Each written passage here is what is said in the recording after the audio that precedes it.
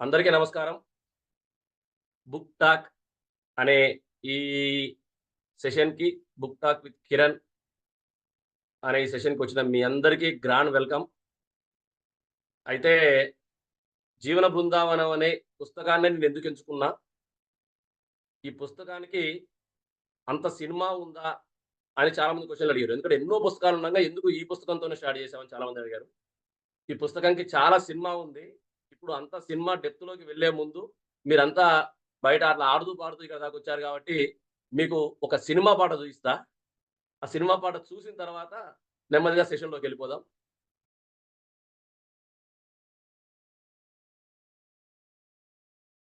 Thank you. నా పేరు doctor Kiran Kumar Erramsetti. నేను గవర్నమెంట్ వెటర్నరీ డాక్టర్‌ని. ఒక 15 ఇయర్స్ నుంచి గవర్నమెంట్ డిపార్ట్‌మెంట్‌లో డాక్టర్‌గా పనిచేస్తున్నాను. తర్వాత ఇటువైపు ఐఫోకస్ మిషన్‌లో జాయింట్ సెక్రటరీని, మెంటర్‌గా చేస్తుంటాను. తర్వాత ఒక ఎన్‌జీఓ ఎస్టాబ్లిష్ చేసి, ఏదో సొసైటీకి 4 మంచి పనులు చేయాలనే ప్రయత్నంలో వేద ఫౌండేషన్‌కి నేనే ఫౌండర్ అండ్ ప్రెసిడెంట్‌ని. దాంతో పాటు ఈ మధ్య కాలంలోనే ఒక బుక్ రచించాను. ఒక రచయితగా 'నాన్నకేం తెలుసు' అనే ఒక పుస్తకం రచించాను. వీటితో పాటు ఈ మధ్య వాట్సాప్‌లో క్వెషన్ అడిగాను. నా ఆయుధం ఏంటి అని. కొంతమంది కలం అన్నారు. అంటే పుస్తకాలు బాగా రాస్తా అని. కొంతమంది స్వరం అన్నారు. ఈ స్కై టీవీ, ఎస్‌కేవై అంటే సుధా కిరణ్ ఎర్రంశెట్టి. టీవీ అంటే టీవీ కాదు తెలుగు వీడియోస్. ఓకే. సుధా కిరణ్ ఎర్రంశెట్టి పేరుతో కొన్ని తెలుగు వీడియోస్ అందరిని ప్రతి తెలుగు వారిని కలవడం కోసం స్వరంకి పనిపెట్టాను. ఈ 2 దాటుకొని మెడలో ఒక హారం ఉంటుంది. స్టెతస్కోప్ అది. అది నాకు తిండి పెడుతుంది. ఓకే. కలము, స్వరము, హారము. ఈ 3 నా ఆయుధాలుగా నెట్టుకొస్తున్నా. వీటితో పాటు ఈ మధ్యనే ఒక ఆలోచనొచ్చింది. అనుకోకుండా ఒక పుస్తకం చదివినా. చాలా పుస్తకాలు చదువుతూ వచ్చినా అన్నీ బానే ఉంటున్నాయి గానీ, నా క్వెషన్ ఏందంటే, ఇక్కడ ఎంతమంది నా బుక్ చదివారు? నేను రాసిన పుస్తకం చదివారు. నాన్నకేం తెలుసు. చదివిన వాళ్ళు యెస్ అనండి. చాట్ బాక్స్ మాత్రమే. ఎందుకంటే యూజువల్‌గా నా సెషన్స్ అన్నీ గూడా ఇంటరాక్టివ్‌గా ఉంటాయి. ముచ్చట పెట్టుకుంటాం. కాకపోతే ముచ్చట పెట్టుకుంటే ఈరోజు సెషన్ ముందుకెళ్ళలేం. కాబట్టి కాసేపు మీ గొంతు నొక్కాను. చివర్లో తెరుస్తాము. అందరూ మాట్లాడొచ్చు హ్యాపీగా. యెస్. సూపర్. Very happy. ఆ బుక్‌లో నాన్నని దాటుకొని ఒక లవ్ స్టోరీ అనుకోండి. దాన్ని దాటుకొని కొన్ని ఫ్యాక్ట్స్ గురించి మాట్లాడే ప్రయత్నం చేసిన. ఇవన్నీ దాటుకొని దేవుడి గురించి కొంచెం సెన్సిటివ్ అయినప్పటికీ, దేవుడు ఉన్నాడా? లేడా? అనే కొన్ని ప్రశ్నల్ని ఆ బుక్‌లో సంధించిన. అది విన్న వాళ్ళకి, అది చదివిన వాళ్ళకి నాకు దేవుడి మీద ఒక ఒపీనియన్ ఏదో ఉందని కొంతమంది మెంటల్‌గా ఫిక్స్ అయిపోయారు. ఇగో ఇది ఒపీనియన్ అయ్యుంటది బహుశా అందుకే ఇదే రాసాడని. అలాగే ఈరోజు సెషన్ స్టార్ట్ కావడానికి ముందు 3 ప్రీ రిక్విజిట్స్ పెడుతున్నా నేను. 3 ముఖ్యంగా మీరు గుర్తుపెట్టుకోవాల్సిన విషయాలు. మొట్టమొదటిది ఇక్కడ ఎంతమంది నాస్తికులున్నారు? నాస్తికులంటే దేవుడిని నమ్మని వాళ్ళు ఎన్ అని పెట్టండి. చాట్ బాక్స్‌లో ఎన్ అని పెడితే మీరు దేవుడిని నమ్మరు అని నాకు అర్థమవుతుంది. నాస్తికులు ఎవరైనా ఉంటే చాట్ బాక్స్‌లో ఎన్ అని పెట్టండి. ఎవరు లేరా? ఆశ్చర్యం. సరే. ఎంతమంది ఆస్తికులున్నారు? ఏ. దేవుడిని నమ్మేవాళ్ళు. ఏ, ఏ, ఏ, ఏ. వావ్! ఓకే. ఏ, ఏ. ఎన్ కాకుండా, ఏ కాకుండా ఇంకోటుంటది. ఎన్‌ఏ. సగం నమ్ముతారు, సగం నమ్మరు. ఎన్‌ఏ అంటే నాస్తిక ఆస్తికులని కాదు. నాట్ అప్లికబుల్ అని. ఇక్కడ మీకు నాట్ అప్లికబుల్ రాంబాబు గారు. ఓకే. సరే. మీరు ఈ క్వెషన్‌కి నాట్ అప్లికబుల్. ఎన్‌ఏ. ఓకే. సూపర్. అయితే గుడ్డిగా నమ్మకుండా ఉండలేము. అలా అని చెప్పేసి గుడ్డిగా నమ్మలేము. రెండిటి మధ్యల దట్టు ఒక సైన్స్ స్టూడెంట్‌కి సైన్స్ అడ్డొస్తది. నువ్వు అట్టెట్ట నమ్ముతున్నావు? కారణం లేకుండా అనేది ఒకటి అడ్డొస్తది. ఈ అడ్డులన్నీ దాటుకొని ఈ మధ్య కాలంలో చాలా ప్రశ్నలకి ఆన్సర్‌లు వెతుక్కుంటున్నా. అలాంటి సిట్యుయేషన్‌లో ఉన్న నాకు చాలా ఎక్కువ ఆన్సర్‌లు చెప్పిన పుస్తకం 'జీవన బృందావనం.' ఎందుకు 'జీవన బృందావనం' అనే పుస్తకం నాకు బాగా తెలుగులో ఎక్స్‌పర్ట్ అయిన ఒక నా క్లోజ్ ఫ్రెండ్ ఒకతను నేను ఇది అనౌన్స్ చేసిన తర్వాత నాకొక వార్నింగ్ ఇచ్చిండు. "అన్న పొయ్యి జీవన బృందావనం గురించి చెప్పే ప్రయత్నం చేస్తున్నావన్నా అది ఎవరు క్యాచ్ చేస్తారు? ఎవరు అర్థం చేసుకుంటారు? వేరే పుస్తకం ఏదో తప్పు చేద్దాం రండి బుక్ చెప్తే ఎంజాయ్ చేస్తారు అందరూ. బ్రహ్మాండంగా సూపర్ ఉంటది. నెక్స్ట్ ఆ ప్రయత్నం కూడా చేద్దాం. తప్పు చేద్దాం రండి అని ఒక బుక్ ఉంటది. అలాంటి బుక్స్ గురించి చెప్తే వింటారు గానీ, ఈ స్పిరిచ్యువాలిటీతో కూడిన ఈ పుస్తకం గురించి చెప్తే కొంచెం కష్టం అన్న వాళ్ళందరికీ నా ప్రీ రిక్విజిట్ ఏందంటే, ఫస్ట్ ప్రీ రిక్విజిట్ దయచేసి మీరు ఆస్తికులైతే ఒక గంటన్నర తర్వాత ఆస్తికులుగా ఉండండి. మీరు నాస్తికులైతే ఒక గంటన్నర తర్వాత నాస్తికులుగా ఉండండి. ఇప్పుడు మాత్రం ఓపెన్ మైండ్‌తో ఉండండి. రెండో ప్రీ రిక్విజిట్ ఈ పుస్తకంలో చాలా డెప్త్ ఉంది. ఆ డెప్త్ చెప్తే మీకు చాలా కష్టంగా ఉంటుంది గాబట్టి, నేను అక్కడక్కడ పుస్తక భావాలతో పాటు నా భావాలు గూడా కలుపుతా. మీరు నా భావాలను క్వెషన్ చేయొచ్చు. పుస్తక భావాలను క్వెషన్ చేయకండి. ఎందుకంటే అది ఆల్రెడీ పుస్తకంలో ప్రింట్ అయిపోయింది. మూడోది ఇది జూము. అందరం కలిసి లేము. పక్కన అందరం మీరు నా ముందుండుంటే కొంచెం ఎనర్జీ వేరుండుండేది. దయచేసి జూమ్‌లో మీరందరూ యాక్టివ్‌గా వీడియోలో ఉండడం. ఒకవేళ వీడియోలో ఉండలేని పరిస్థితిలో ఉంటే చాట్ బాక్స్‌లో యాక్టివ్‌గా ఉండడం. చేస్తేనే ఈ సెషన్ మనం హ్యాపీగా ముందుకెళ్ళగలం. అవకాశం ఉన్నంత వరకు ఒక నోట్‌బుక్కు, ఒక పెన్ను తీసుకొని కూర్చోండి. ఎందుకంటే ఇది చాలా అవసరమైన సెషన్. మీకు డెఫినిట్‌గా ఉపయోగపడుతుందని నేను ఆశిస్తున్నాను. ఎందుకు ఈ బుక్ టాక్ అనే దాని గురించి మీకు కొంతవరకు అర్థమై ఉంటదేమో. నేను చెప్పే విషయం ఏందంటే, నేను మొదలుపెట్టడానికి ముఖ్య కారణం ఏందంటే, మొట్టమొదటిది పుస్తకాలు చదవాలనే అలవాటు నాకు తక్కువలో తక్కువ 500-600 మంది మా జీవితంలో మేము పుస్తకం చదవలేదన్నా, నీ పుస్తకం కాబట్టి చదివినావు. నా మొదటి పుస్తకం అన్న వాళ్ళని చూసాను. వాళ్ళందరూ మాకు కూడా పుస్తకాలు చదవాలనే ఒక కోరిక పుట్టింది. మేము కూడా పుస్తకాలు చదవాలనుకుంటున్నాం అని చెప్పిన వాళ్ళు చాలా మంది. అలాంటి వాళ్ళందరికీ పుస్తకాలు చదవాలనే అభిరుచి పెంచుకోవడం కోసం నేను ఈ సెషన్ మొదలుపెట్టిన. రెండవది రీడింగ్ హ్యాబిట్‌ని ఇన్కల్కేట్ చేసుకోవడం ఎంత ఇష్టమో, ఎంత కష్టమో, చదివిన పుస్తకాన్ని అర్థం చేసుకోవడం కూడా అంతే కష్టం. డీకోడ్ చేయడం. డీకోడ్ చేయడం కూడా అలవాటు కావాలి. ఇగ వందల పుస్తకాలు నేనొకటి కంగ్రాచ్యులేట్ చేయాల్సిన విషయం ఏందంటే, నాకు రిజిస్ట్రేషన్ ఫార్మ్‌లో 100 ప్లస్ బుక్స్ అయిన వాళ్ళు 3-4 పెట్టినారు. ఇప్పుడు ఉన్నారు సెషన్‌లో వాళ్ళు. నేను హార్డ్‌లీ 20, 30 చదివిన అంతే. 100 బుక్స్ చదివిన వాళ్ళతో ఇప్పుడు నేను మాట్లాడబోతున్నా ఒక ఇద్దరు ముగ్గురితో. కృష్ణ సార్ ఒకళ్ళున్నారు. డాక్టర్ శ్రావణి ఉన్నారు. కొంతమంది 100 ప్లస్ బుక్స్ చదివిన వాళ్ళున్నారు. అయితే చదివిన విషయాన్ని అందులో ఉన్న కంటెంట్‌ని మన లాంగ్వేజ్‌తోని, మన బాడీ లాంగ్వేజ్‌తోని, మన వాయిస్‌లో వైబ్రేషన్‌తోని 10 మందికి చెప్పగలిగే కెపాసిటీ అంటే స్పీకింగ్ ఎబిలిటీ రావాలి. కమ్యూనికేషన్ ఎబిలిటీ రావాలి. ఈ 3 క్వాలిటీస్ ఒకటి బుక్ రీడింగ్ హ్యాబిట్, రెండోది బుక్‌ని డీకోడ్ చేయగలిగే కెపాసిటీ, దాన్ని అసిమిలేట్ చేసుకోగలిగే కెపాసిటీ. మూడోది ఆ బుక్ గురించి నలుగురితో మాట్లాడగలిగే కెపాసిటీ. ఎవరైతే ఈరోజు ఈ సెషన్‌లో ఉన్నారో, ఎవరైతే పబ్లిక్ స్పీకింగ్ నాకు చాలా ఇష్టం అనుకుంటున్నారో, వాళ్ళందరికీ అద్భుతమైన కంటెంట్ దొరకబోతుంది. పుస్తకము, పెన్ను పెట్టుకొని రాసుకోండి. ఎందుకు ఈ మాట చెప్తున్నా అంటే, పుస్తకంలో ఉన్న కొన్ని విషయాలని మనం ఏదైనా స్టేజ్ మీద ఎక్కడైనా మాట్లాడితే, ఎక్కడో మనకు తెలియని ఒక అవతల విన్న వాళ్ళు మన మీద ఒక గౌరవం చూయిస్తారు. ఇప్పుడు ఈరోజు నేను మాట్లాడబోయే కొన్ని విషయాలను కూడా నేను డిఫరెంట్ స్టేజ్ మీద మాట్లాడొచ్చిన. అది చెప్పినప్పుడు వెంటనే వినేవాళ్ళు మన మీద భలే చెప్పిండే అనిపిస్తది. అది మంది గాదు. పుస్తకాల నుంచి పట్టుకొచ్చినాం మనం. ఓకే. అలాంటి ఒక కంటెంట్‌ని డెవలప్ చేసుకోవడం కోసం 10 మందిలో మనం మాట్లాడేటప్పుడు ఒక కొత్తగా కొంచెం పవర్‌ఫుల్‌గా మాట్లాడడానికి ఒక బుక్ చాలా హెల్ప్ చేస్తుంది. అలాంటి పుస్తకం ఇది. ఈ 3 ప్రీ రిక్విజిట్స్‌తోని ఈరోజు సెషన్ మొదలు పెడదాం. మొదలు పెట్టడానికి ముందు ఒక స్టోరీ చెప్తా మీకు. ఒక చిన్న స్టోరీ చెప్తా. ఇక్కడ ఎంతమందికి జిడ్డు కృష్ణమూర్తి గారు తెలుసు? తెలిసిన వాళ్ళు ఇస్తానండి.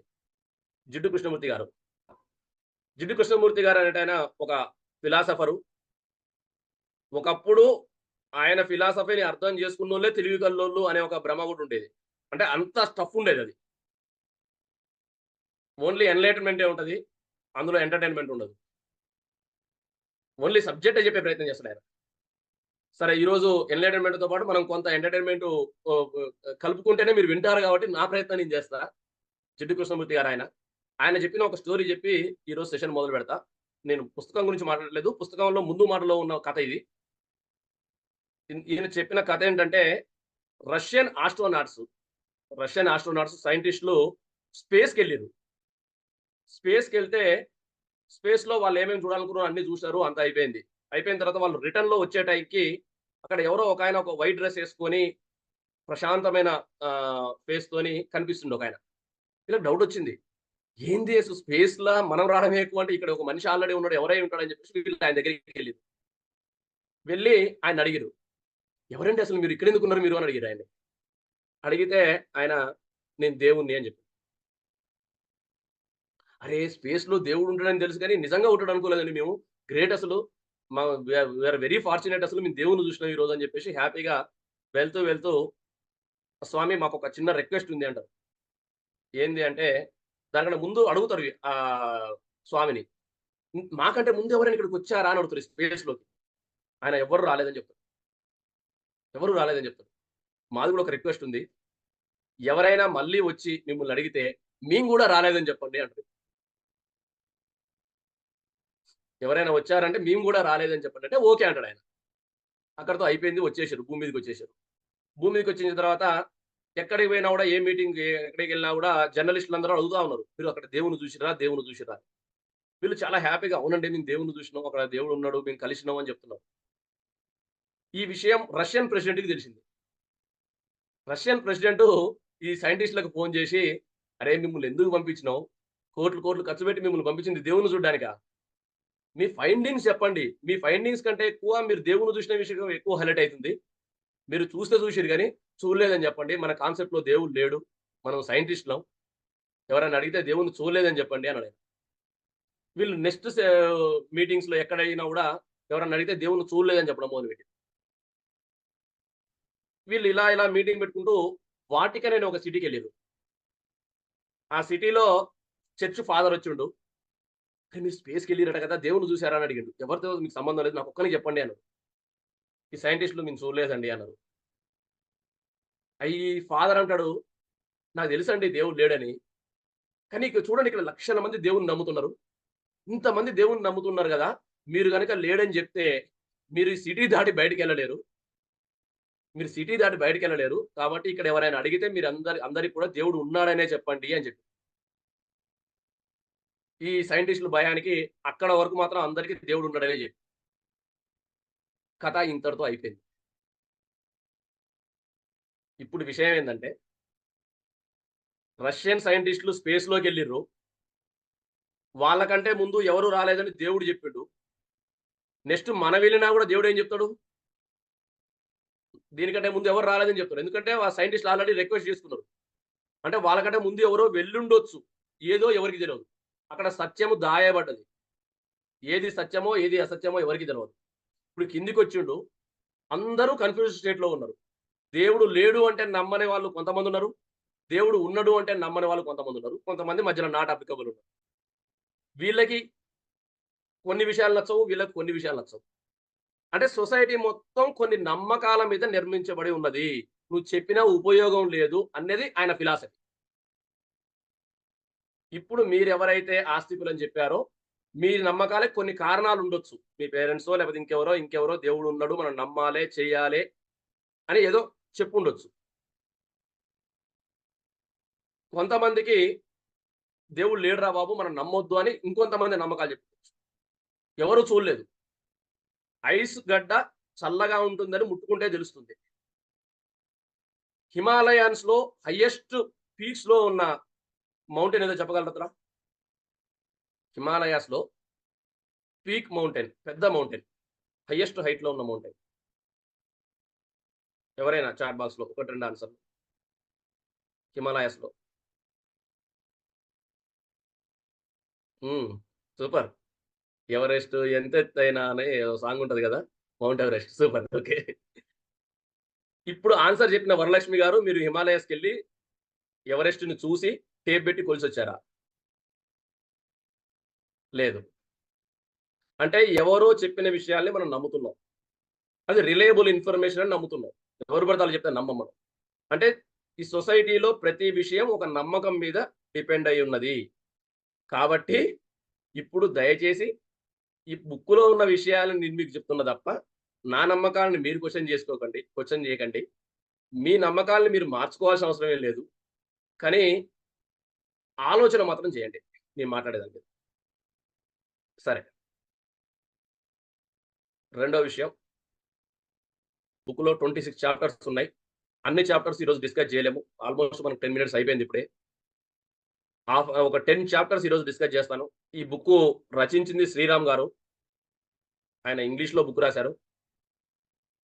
దాన్ని తెలుగులోకి అనువాదించింది పులిగర్ల వెంకటేశ్వర్లు గారని ఆయన తెలుగులోకి కన్వర్ట్ చేశారు. నిజం చెప్పాలంటే ఇంగ్లీష్‌లో ఎలా ఉందో నాకు తెలీదు గానీ తెలుగులో చదివిన. అసలు ఆ పదాలు, ఆ రైమింగు, ఆ టైమింగు అద్భుతం అసలు ఆయన. ఈయన వీరిద్దరూ ఈరోజు వీరిద్దరికి మనం గ్రాటిట్యూడ్ చెప్పుకోవాలి. ఆ 2 పుస్తకాలు 2 ఇంగ్లీష్ బుక్సు శ్రీరామ్ గారు రాసింది. మనకు 'divinity in nature' and 'journey into Joy' ఈ 2 బుక్స్‌లో నుంచి బెస్ట్ ఆఫ్ ది బెస్ట్‌ని ఆయన ఆ పుస్తకంలో పెడితే, అందులో ఉన్న బెస్ట్ ఆఫ్ ది బెస్ట్‌ని ఈరోజు నేను మాట్లాడే ప్రయత్నం చేస్తా. ఓకే. సూపర్. ఇందులో మొట్టమొదటి చాప్టర్ పేరు 'ఎందెందు వెదికిన' జీవన బృందావనం. మొట్టమొదటి చాప్టర్ 'ఎందెందు వెదికిన'. కొంచెం యూజువల్ సెషన్స్‌తో పోల్చుకుంటే ఇది కొంచెం డిఫరెంట్‌గా ఉంటది. Please bear with me. డెఫినిట్‌గా you will get lot of knowledge. ఎందెందు వెదికినా, ఎదిగి చూచినా, ఎందెందు వెదికినా అని ఎక్కడైనా విన్నారా ఎవరైనా? ఎందెందు వెదికినా అందందే కనడని. హిరణ్యకశ్యపుడు అడిగినప్పుడు ప్రహ్లాదుడు మీరెక్కడ వెతికితే అక్కడ ఉన్నాడయ్యా నా హరి అని చెప్తే ఆయన ఆ స్తంభం పలగొడతాడు. ఆ స్తంభంలోంచి లక్ష్మీ నరసింహస్వామి వస్తాడు. ఇది స్టోరీ. ఇక్కడ అద్భుతం ఏందంటే లక్ష్మీ నరసింహస్వామి స్తంభంలోంచి రావడం కన్నా గొప్ప అద్భుతం ఏందంటే అసలు ఆ స్తంభం లోపల లక్ష్మీ నరసింహస్వామి ఉన్నాడు అని ప్రహ్లాదుడు నమ్మడం. మీరొక్కసారి ఆలోచించండి. నువ్వు పలగొట్టు బయటకొస్తాడు మా హరి అనగానే, వాళ్ళ నాన్నగారు వెళ్ళేసి గద తీసుకొని ఆ స్తంభం పలగొట్టిండు. బయటికి రాకపోతే? నిజంగా ఆ స్తంభంలోంచి దేవుడు బయటికి రాకపోతే ప్రహ్లాదుడి పరిస్థితేంది? మొహం ఎవరికి దించుకోవాలి? అంత నమ్మకం ఉన్న వ్యక్తి గాబట్టి నేను మళ్ళీ మాట్లాడతా. ఆస్తికులు ఎంతగా నమ్మాలనే దాని గురించి నాస్తికులు అన్న వాళ్ళకి నమ్మకం ఏ స్థాయిలో ఉన్న దాని గురించి నేను మళ్ళీ ముందు చాప్టర్స్‌లో మాట్లాడతా. అంత నమ్మకాన్ని ఆయన చూయించుండు. అంటే ఎక్కడ వెతికినా అక్కడ దేవుడు ఉన్నడు. నీ చేతిలో ఉన్న పెన్నులో ఉన్నడు. మాట్లాడుతున్న నీ ముందున్న ల్యాప్‌టాప్‌లో ఉన్నడు. నీ ఫోన్‌లో ఉన్నడు. అంటే ఎంత విచిత్రంగుంది. మనసొప్పట్లే గదా! ఫోన్‌లో దేవుడు ఉండడం ఏంది? ల్యాప్‌టాప్‌లో దేవుడు ఉండడం ఏంది? మనం కూర్చున్న కుర్చీలో దేవుడు ఉండడం ఏంటి? టు బీ ఫ్రాంక్ నాకే కొంచెం అసహజంగా అనిపించింది. నేను చాలా రోజుల పాటు ఇది నమ్మడానికి నాకే మనసొప్పలేదు. 'ఎందెందు వెతికినా' అనే ఈ చాప్టర్ నన్ను హైలీ కన్విన్స్ చేసింది. హైలీ కన్విన్స్ చేసింది. ఇందులో ఏం చెప్తాడంటే రచయిత ఆహ్, చెరుకు గడ ఉంటది. ఆ చెరుకు గడలో దేవుడు ఉన్నాడంటాడు. చెరుకు గడలో దేవుడు ఉండడం ఏంటసలు? చెరుకు ఉన్నది. దాన్ని మంచిగా రసం చేసుకుంటాం, తాగుతాం. దాంట్లో దేవుడు ఉండడం ఏంటి అమాయకంగా అవ్వదు గాని. చెరుకు గడలున్నాయి. అందులో దేవుడు ఉండడం ఏంటి? అన్ని చెట్లున్నాయి. ప్రతి చెట్లో దేవుడు ఉంటాడా? అది ఒప్పుకోవడానికి నా ఇగో ఒప్పుకోలేదు. నా ఇగో ఒప్పుకోలేదంటే ఏదో నేను చదువుకున్న చదువో, నేను లెర్న్ చేసిందో ఏదో నాకు ఒప్పుకోలేదు. ఆయన చెప్పిన మాట మట్టి లోపల ఒక చెట్టు పెరిగింది. ఏముండదు అందులో మట్టి ఉంది. మనం నీళ్లు పోసినాం. ఈ మట్టి, నీళ్లు కలిస్తే ఏం తయారైంది? బురద తయారైంది. ఈ బురదని ఒక చెరకు మొక్క వేళ్ళలోంచి తీసుకుంటుంది. బురదని లాక్కొని పైకి పంపిస్తుంది. ఈ బురద కాండంలోకొచ్చేసి చెరకులా మారడం ఏంది? నేను సో కాల్డ్ సైంటిస్ట్‌లకి 1,00,000 మంది నోబెల్ ప్రైజ్ వచ్చిన సైంటిస్ట్‌లందరిని ఇక్కడ కూర్చోబెడతా. వాళ్ళ చేతికి ఇంత మట్టిస్తా. ఇన్ని నీళ్లిస్తా. చెరుకు రసం తయారు చేయమనండి. లేదే. 1,00,000 మంది సైంటిస్ట్‌లు 1,00,000 సార్లు ప్రయత్నం చేసినా చేయలేని పనిని ఒక చెరకు మొక్క 1,00,000 సార్లు చేసి చూయిస్తుంది. ఇది అద్భుతమా కాదా? ఇది అద్భుతమా కాదా? ఇదే బురద మళ్ళీ, ఇదే బురదని ఒక గులాబీ పువ్వు తీసుకొని రంగురంగుల గులాబీ పువ్వునిస్తుంది. గులాబీ చెట్టు. ఇదే బురదని ఒక మల్లె చెట్టు తీసుకొని మంచిగా స్మెల్ ఇస్తుంది. ఇదే బురదని ఒక మామిడి చెట్టు తీసుకొని నీకు పండ్లిస్తుంది. ఇలా తయారు చేయగలిగే కెపాసిటీని వాటికి ఎవరిచ్చారు అని అడగడానికి ముందు ఈ రచయిత అడిగిన ఒక సామెత చెప్తా. మీకు తెలుసో లేదో చెప్పండి ఆ సామెత? ఇల్లు చూసి ఇల్లాలను చూడండి అని ఒక సామెత ఉంటది. విన్నారా మీరెవరైనా? యెస్. యెస్. యెస్. సూపర్. ఇల్లు చూసి ఇల్లాలను చూడండి. ఇల్లు చూసి ఇల్లాలని చూడడం ఎందుకంటారంటే, ఇల్లు నీట్‌గా ఉంటే ఇల్లాలు కూడా అంత డిసిప్లిన్డ్‌గా, అంత నీట్‌గా ఉంటుంది. లేకపోతే ఇల్లు కొంచెం అటు ఇటుగా ఉంటే ఇల్లాలు కూడా కొంచెం లిబరల్‌గా ఉంటుంది అని. ఈ సృష్టిని చూసిన తర్వాత సృష్టికర్తను చూడండి. ఈ సృష్టి ఏదైతే ఆయన తయారు చేసిండో, ఇయన్నీ నీకు అన్నీ అనుకూలంగా జరుగుతున్నాయి కాబట్టి నీకు లెక్క తెలవట్లేదు గానీ, ఈ సృష్టిని చూడు ఒకసారి ఫస్టు. చూసి ఆ చెరుకు ఆ రసాన్ని ఎట్లా వచ్చిందో, ఆ అద్భుతాన్ని గమనించిన తర్వాత, అప్పుడు సృష్టికర్త ఏమయ్యా అసలు నువ్వు? నువ్వు గ్రేటయ్యా అనండి. సృష్టిని చూసి సృష్టికర్తను చూడగలిగితే, ఈ సృష్టిలో ఉన్న ప్రతి అద్భుతంలో భగవంతుడున్నట్టే. ప్రతి అద్భుతంలో నువ్వు భగవంతుడిని చూడగలవు. ఎందెందు వెతికినా అందందు దేవుడు కలడు అనే దానికి ఆయన ఇచ్చిన ఒక అద్భుతమైన ఎగ్జాంపుల్ ఇది. సర్వం కల్విదం బ్రహ్మ అనే ఒక వేదవాక్యం ఉంది. అది చదివితే అయినప్పుడు కొంచెం వేరే తిరిగి అనిపియొచ్చు. కానీ దేవుడు ప్రతి దాంట్లో ఉన్నాడు. ఉన్నాడు కాబట్టి అలా ఉన్నాం అని జెప్పేసి దీంట్లో కానీ పరమాణువును వర్ణించినంత ఈజీగా ఏంది ఎక్స్‌ప్లెయిన్ ఆటమ్ అని జెప్పేసి క్వెషన్ వస్తది. 8 మార్క్స్ క్వెషన్ వస్తది. దాని మీద మంచిగా ఎక్స్‌ప్లనేషన్ ఇస్తాం మనం. పరమాత్మను వర్ణించలేము. పరమాణువును వర్ణించినంత ఈజీ కాదు పరమాత్మను వర్ణించడం అనేది, అనేది ఆయన చెప్తూ ఇదే చాప్టర్‌లో నిరాకార దైవము అంటే దేవుడికి ఆకారం లేదు. ఆకారం లేదు లేదు కాబట్టే మనం కళ్ళు మూసుకొని దేవుడిని ఊహించుకొని దండం పెట్టుకుంటున్నాం. సాకార దైవం దేవుడికి ఆకారం ఉన్నది. ఒక ఆకారాన్ని ఊహించుకొని చూసుకొని దండం పెడుతున్నాం. నిరాకార చైతన్యము దేవుడు లేడు. కానీ నీకంటూ దేవుడి యొక్క ఈ సృష్టి యొక్క విజ్ఞానాన్ని చూసి నీలో ఒక అవేర్‌నెస్ వచ్చింది. సాకార పరతత్వం. అంటే అవతల వ్యక్తుల్లో, అవతల వస్తువుల్లో దేవుడిని చూడగలిగేంత కెపాసిటీని డెవలప్ చేసుకోండి అని జెప్పేసి చాలా అద్భుతమైన ఈ పదాల గురించి మాట్లాడాలంటే చాలా సేపు మాట్లాడాలి కాబట్టి నేను సింపుల్‌గా మాట్లాడుతున్నా. ఇంకొక విషయం ఈ చెరకు గడ ఎగ్జాంపుల్ ఏదైతే మీకు జెప్పానో ఇదేం సీక్రెట్‌గా చేయట్లే ఆయన. ఓపెను. ఎనీథింగ్ నేచర్‌లో జరుగుతున్న అద్భుతాలన్నీ కూడా ఓపెనే. సీక్రెట్‌గా ల్యాబ్‌లో పెట్టుకొని తయారు చేసి మనకు బయటికి పంపియట్లేదు ఆయన. ప్రతి ఓపెన్ థింగ్ కాబట్టి మనము ప్రతి దాన్ని ఓపెన్‌గా చూద్దాం. చిన్న చీమ నుండి నభోమండలంలోని నక్షత్రాల పరిభ్రమణం ప్రతీదీ కూడా ఈ సృష్టికర్త డిసైడ్ చేస్తున్నాడు. ఆ విషయం తెలుసుకోగలిగితే మనము ప్రతి దాంట్లో దేవుణ్ణి చూస్తాం అని అంటాడు. ఇది మొదటి చాప్టర్ యొక్క సారాంశం. కాస్త ఆహ్, టఫ్‌గా అనిపించినా లేకపోతే కొంచెం డిఫరెంట్‌గా అనిపిస్తే ఒక చిన్న ఎక్స్‌పెరిమెంట్ చేద్దాం. ఒక చిన్న యాక్టివిటీ చేద్దాం. మీరందరూ ఒక 2 మినిట్స్ కళ్ళు మూసుకోండి.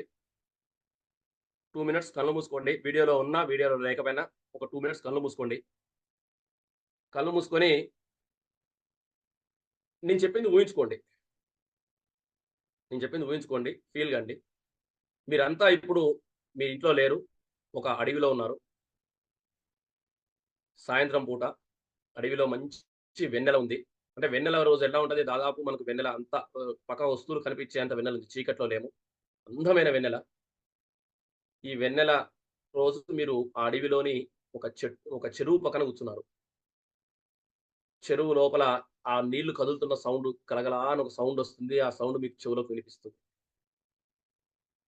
మీరు ఆ చెరువు పక్కనే ఉన్న ఒక చెట్టు ఉయ్యాల మీద కూర్చొని హాయిగా ముందుకి, వెనక్కి ఊగుతున్నారు. ధైర్యంగా, హ్యాపీగా ఊగుతూ ఉన్నారు. ఆ ఊగుతుంటే మీకు ఒక ఎక్కడ లేని ఒక సంబరం ఉంది. అదే టైంలో చిన్న వర్షం పడుతుంది. చిన్న చిన్న తుంపర్లు మీ మీద పడుతున్నాయి. ఆ చిన్న తుంపర్లు మీ మొహం మీద, మీ చేతి మీద పడుతుంటే మీకు చాలా హ్యాపీగా అనిపిస్తుంది. అదే చెట్టు పైన పావురాలు చిన్న చిన్న పిల్లలు చిన్నగా పిచ్చికి పిచ్చికి అని ముచ్చట పెట్టుకుంటున్నాయి హాయిగా. ఆ పావురాల ముచ్చట వింటుంటే మీకు భలే ప్రేమ కలుగుతుంది వాటి మీద. అరే! ఏంటి భలే మాట్లాడుకుంటున్నాయి అనిపిస్తుంది. ఆ చెరువు పక్కనే కుందేలు పిల్లలు నైట్ టైమ్ అని చెప్పేసి హాయిగా వచ్చి రకరకాల కుందేళ్ళు వాటి యొక్క పిల్లలు హాయిగా ఆడుకుంటున్నాయి. నెమళ్ళు నాట్యం చేస్తున్నాయి పురివిప్పి. పైనుంచి నీళ్లు, అడవిలో పైనుంచి వస్తున్న నీళ్లు జారుకుంటూ వస్తుంటే చిన్న చిన్న రాళ్ళు, గులకరాళ్ళు కదులుతుంటే గలగలా గలగలా అని గులకరాళ్ళ ఒక సౌండ్ వస్తుంది. మీరు ఆ సౌండ్ వింటున్నారు. ఒకవైపు గులకరాళ్ళ సౌండు, పావురాల సౌండు, ఇంకోవైపు కళ్ళకేమో మంచిగా కుందేలు కనిపిస్తున్నాయి. నెమళ్ళు కనిపిస్తున్నాయి. చల్ల గాలి చెరువు నుంచి వస్తుంటే, ఆ చెరువులో ఉన్న సువాసన, ఆ చెరువులో ఉండే కొన్ని మంచి మొక్కల వల్ల ఒక సువాసన వస్తుంది. ఆ స్మెల్ పీల్చుకుంటే మీకు చాలా హ్యాపీగా ఉంది. ఆ స్మెల్ కూడా తీసుకోండి. ఆ సువాసన ఎంత అద్భుతంగా ఉందో. పక్కనే ఉన్న బొండు మల్లె చెట్టు, బొండు మల్లె పూలు మీకు తెలిసే ఉంటుంది. బొండు మల్లె పూలు చెట్టు నుంచి కింద పడుతుంటే, బొండు మల్లె పూల వాసన వస్తుంది. చాలా ఆనందంగా. ఇలా మీరు ఆ ఉయ్యాల మీద ఊగుతూనే ఉన్నారు. గంట ఊగుతారో, 2 గంటలు ఊగుతారో, 5 గంటలు ఊగుతారో ఊగండి మీ ఇష్టం. ఇప్పుడు మాత్రం బయటికి రండి సెషన్‌లోకి. This is Brindavanam Arif. హ్యాపీగా అనిపిస్తే హ్యాపీ అనే హెచ్చని కొట్టండి. నాకు పెద్ద ఏం పెద్ద హ్యాపీగా అనిపియలేదనుకుంటే అన్‌హ్యాపీ అని యూ అని కొట్టండి. Happy, happy, happy, happy. అసలు ఆనందం ఎక్కడో లేదు. మన మైండ్‌లోనే ఉంది అని ఇప్పుడు మీ అందరికి అర్థం కావాలి. ఎక్కడో వెతకాల్సిన అవసరం లేదు. మన మైండ్‌లోనే ఉంది. ఇది చదివిన తర్వాత ఈ బుక్ చదువుతున్న తర్వాత ఎప్పుడో నేను ఒక 6, 7 ఏళ్ల క్రితం రాసుకున్న ఒక కవిత నాకు గుర్తొచ్చి ఇందాక అనిరుద్ ఒకసారి అది కూడా షేర్ చెయ్యి. నేను మీ అందరికి షేర్ చేస్తా అది. అప్పుడప్పుడు ఒక కవితని చదవండి. నేను రాసుకున్న కవిత అది. సరే. సెకండ్ చాప్టర్‌లోకెళ్దాం. టైము లేదు గాబట్టి. 'తెలుసుకొన తరమా' సెకండ్ చాప్టర్ పేరిది. అసలు దేవుణ్ణి తెలుసుకోగలమా? దీనికి ఆ రచయితని ఒకాయన అడిగిండట. "నీకింత నాలెడ్జ్ ఉంది. నీకు ఎన్ని తెలుసు? నువ్వు" రచయిత పేరే శ్రీరాము. ఆయన శ్రీరామ్ భగవాన్ గారంటారు. శ్రీరామ్ భగవాన్ గారు "నీకింత తెలుసు గదా! నీకింత తెలుసు గదా! మరి నీకు దేవుడు అర్థమయ్యాడా?" అని అడిగారట. దానికి ఆయన చెప్పిన ఆన్సర్, "దేవుణ్ణి అర్థం చేసుకోలేని నా అజ్ఞానానికి నేను గర్విస్తున్నాను." మళ్ళీ జెప్తున్నా. దేవుణ్ణి అర్థం చేసుకోలేని నా అసమర్థతకు, అజ్ఞానం గూడా గాదు. అసమర్థతకు నేను గర్వపడుతున్నాను. అర్థం చేసుకునేంత ఈజీ వ్యక్తే ఆయన. ఏం జేస్తుంటాడు ఇన్ని వేల కోట్ల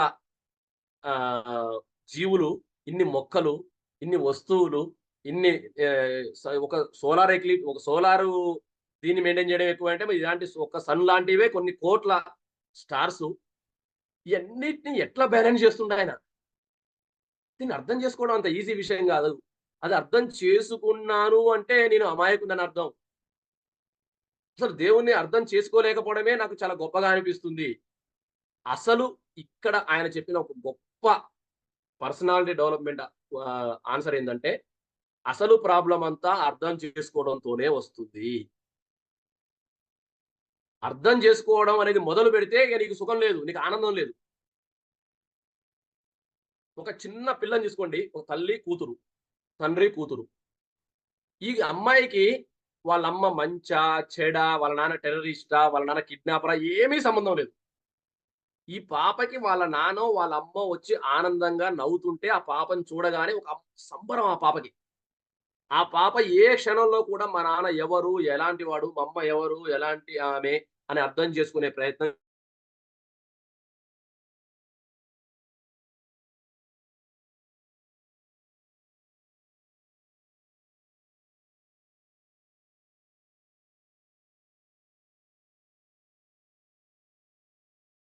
దాంట్లోంచి అపార్థాలు మొదలైతాయి. వాటిలోంచే అనర్థాలొస్తాయి. అసలు అర్థం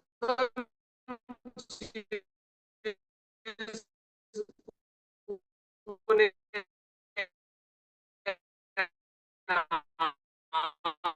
ఆలోచనే ప్రకృతిని అంత బాగా అర్థం చేసుకోగలిగితే మనం అంత ఆనందంగా ఉంటాం. ఇది తెలుసుకొన తరమా గురించి చెప్పిన దాంట్లో శ్రీ బృందావనంలో గోపికలు ఎందుకు అంత ఆనందంగా కనిపిస్తారంటే వాళ్ళందరూ శ్రీకృష్ణ భగవానుడికి చెంది ఉంటారు. ఈయన మంచోడా? చెడ్డోడా? ఈయన ఇంతమందితోని ఎందుకు డాన్స్ చేస్తుండు? ఈయన ఏమన్నా ట్రిక్స్ వాడుతుండా? మననేమన్నా మోసం చేయబోతుండా? ఇలాంటి క్వెషన్‌లు ఏమీ లేవు వాళ్ళకి. వాళ్ళు సింపుల్‌గా శ్రీకృష్ణ భగవానుడికి చెంది ఉన్నరు.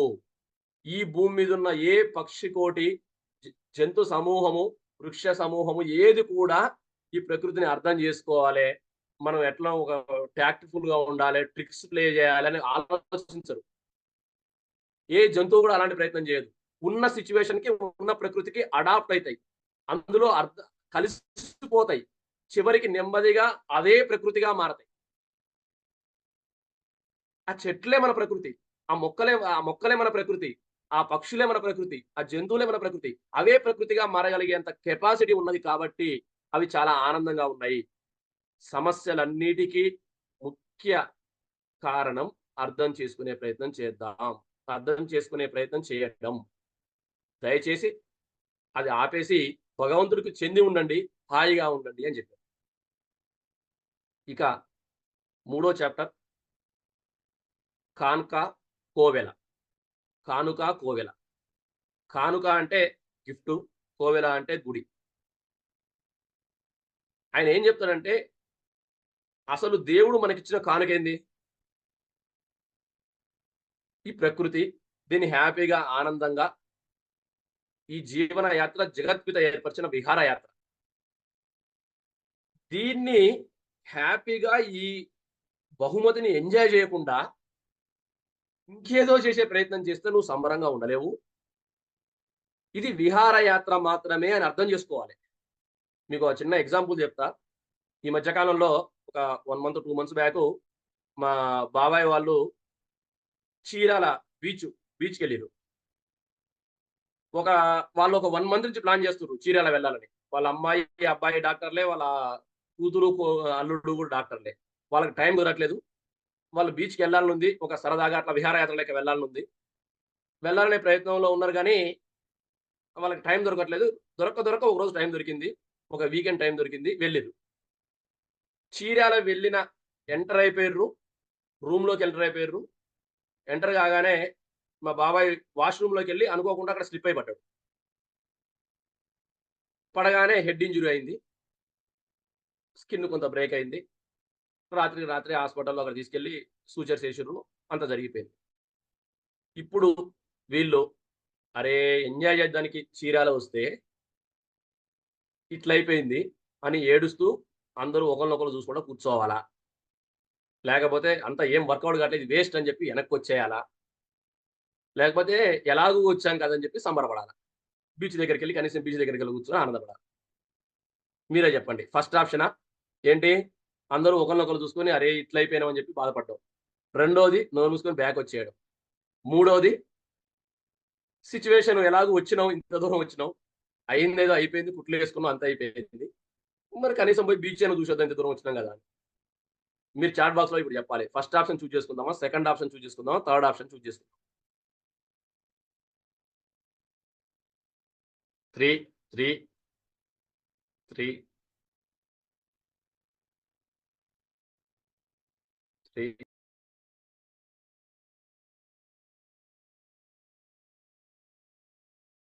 ఓకే. అందరం చెప్పడానికి 3 అనుకుంటాం గానీ, కొన్ని కస్టమ్స్ అడ్డొస్తాయి మనకు. ఫర్ ఎగ్జాంపుల్ నాకిట్లా అయ్యి నేను బాధపడుతుంటే, మా కోడలు బీచ్‌కి పోతే ఎట్లా? మా అల్లుడికి నా బాధ తెలవట్లేదు అని ఎక్కడ అనుకుంటాడో అని చెప్పి భయపడి, మామయ్య మీరు బాగున్నారా? మామయ్య మీరు బాగుండాలే అని జెప్పేసి ఇక్కడ ఎదురుంగా కూర్చొని, ఇక ఏదో ఒకళ్ళ మీద ఒకళ్ళు అది చూయించుకుంటారు. లేకపోతే హర్ట్ అయ్యి ఎనక్కొస్తారు. కానీ మీరు చెప్పిన ఆన్సరు వాళ్ళు చేసింది గూడా అదే. ఆయన రూమ్‌లో కూర్చోబెట్టి ఎలాగో ఈడి దాకా వచ్చినామని చెప్పేసి బీచ్‌లోకెళ్ళి పిల్లల్ని తీసుకెళ్ళి మనవలు, మనవరాళ్ళు వాళ్ళని బాధ పెట్టొద్దని చెప్పేసి వాళ్ళకి చూయించి, ఈయనను గూడా ఓపిక తీసుకెళ్ళి ఆ కుర్చీ ఏసి ఆయన ఆడ కూర్చోబెట్టి, వాళ్ళు కాసేపు ఎంజాయ్ చేసి వచ్చిర్రు. ఇది చెప్పడానికి చాలా బాగుంటుంది గానీ, మన దాకా వస్తే చాలా వేరుంటుంది. ఇప్పుడు నేను చెప్పే మాటేందంటే, మనం కూడా ఈ భూమి మీదకి ఒక విహారయాత్ర కోసం వచ్చాం. అప్పుడప్పుడు తలకాయ పగులుతది. అప్పుడప్పుడు దెబ్బలు తగులుతాయి. అప్పుడప్పుడు కష్టాలొస్తాయి. కానీ ఉండేది కొన్ని రోజులే. మళ్ళీ ఎళ్ళిపోవాలి మనం. ఎళ్ళిపోవాల్సింది ఎవరన్నా ఉందానికి వచ్చినోళ్ళుంటే చెప్పండి. ఉండే ఛాన్స్ ఉంటే చెప్పండి. ఎవరికీ లేదు గదా! అందరం పోవాల్సినోళ్ళమే గదా! కాకపోతే వాళ్ళు 2 రోజులకు, 3 రోజుల టూర్‌కి పోయిర్రు. కొంతమంది 2 నెలలు, 3 నెలలు పోతారు. కొంతమంది 8 రోజులు, 9 రోజులు పోవచ్చు. మనం మాత్రం 80 ఏళ్ళు, 90 ఏళ్ళకొచ్చినాం అనుకుందాం. Let us hope for the best. 100 years అనుకుందాం. పోవాల్సిన వాళ్ళమే. మరి ఈ టైంలో ఈ కొద్ది రోజులు ఈ టూర్‌కొచ్చి, ఈ భూమి మీదకొచ్చి, ఆ ఉన్న కొద్ది రోజులు అవకాశం దొరికినప్పుడల్లా ఆనందపడాల్సింది వదిలేసి, బాధలల్ల ఎక్కువ కూరుకుపోతే ఎవరికి లాభం? ఈ జీవితాన్ని పూర్తి స్థాయిలో జుర్రుకోవడమే భగవంతుడికి మనమిచ్చే కానుక. ఆయన మనని భూమి మీదకి పంపించిందే దానికోసం. అది వదిలేసి ఎవరినైనా నీ జీవిత ఆశయం ఏందని అడిగితే, నాకు మోక్షం రావడం, ముక్తి రావడం, భగవంతుడిలో కలిసిపోవడం అన్న వాళ్ళ గురించి ఈయన ఎక్కువ మాట్లాడతాడు. దీనికి ఒక అద్భుతమైన ఎగ్జాంపుల్ చెప్పి.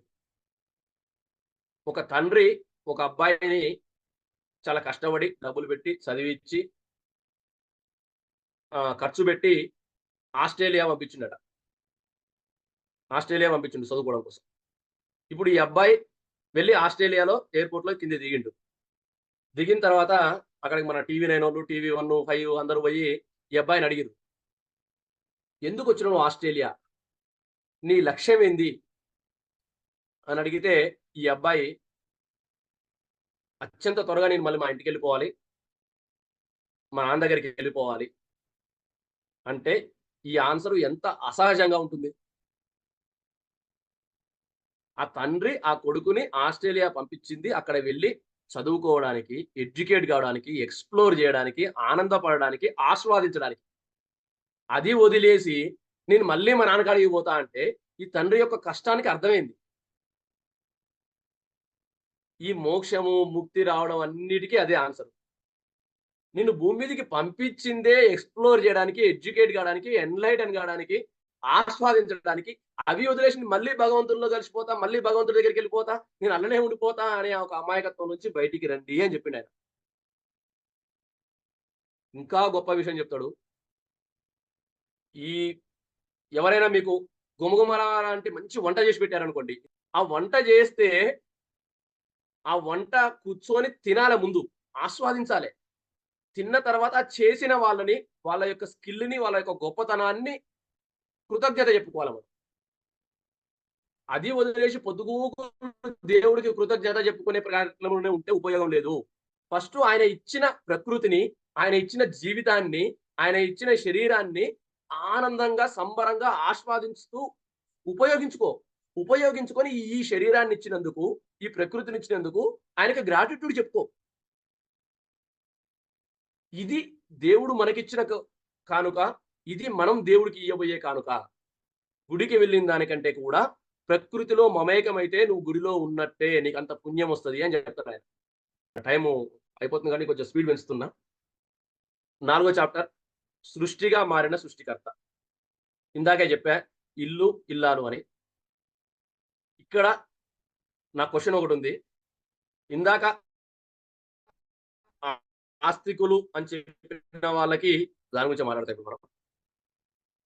నిజంగా నమ్మకము ఆ స్థాయిలో ఉంటే, భగవంతుడు మనకు అన్ని విధాలుగా కాపాడుతాడు అనుకుంటే, ఇప్పటికిప్పుడు ఒక అపార్ట్‌మెంట్ 10థ్ ఫ్లోర్ నుంచి దూకగలమా? ఎందుకు దూకితే దేవుడు కాపాడతాడులే అని ధైర్యంగా. అంత నమ్మకంగా ఉంటామా? లేదు. టైంకి దేవుడు వస్తాడో, రాడో అనే నమ్మకం లేదు మనకు. దూకలేము. సరే మనది మనం కాపాడుకోవాలే. దేవుడి పని దేవుడు చేస్తాడు. మన పని మనం చేస్తాం. నాకు కూడా మొదటి నుంచి ఉన్న కాన్‌ఫ్లిక్ట్ కూడా ఇదే. దేవుడి రోల్ ఏంది? నా రోల్ ఏంది? ఎవరి రోల్ ఏందో తెలిస్తే ఏ పంచాయతీ లేదు. అలా నిజంగా నమ్మకం ఉంటే ప్రహ్లాదుడికి ఆ నమ్మకం ఉంది. స్తంభం పలగొట్టు దేవుడు బయటకొస్తాడన్నాడు. కూర్చుండు. మనం చెప్తే వస్తాడా? రాలేదు.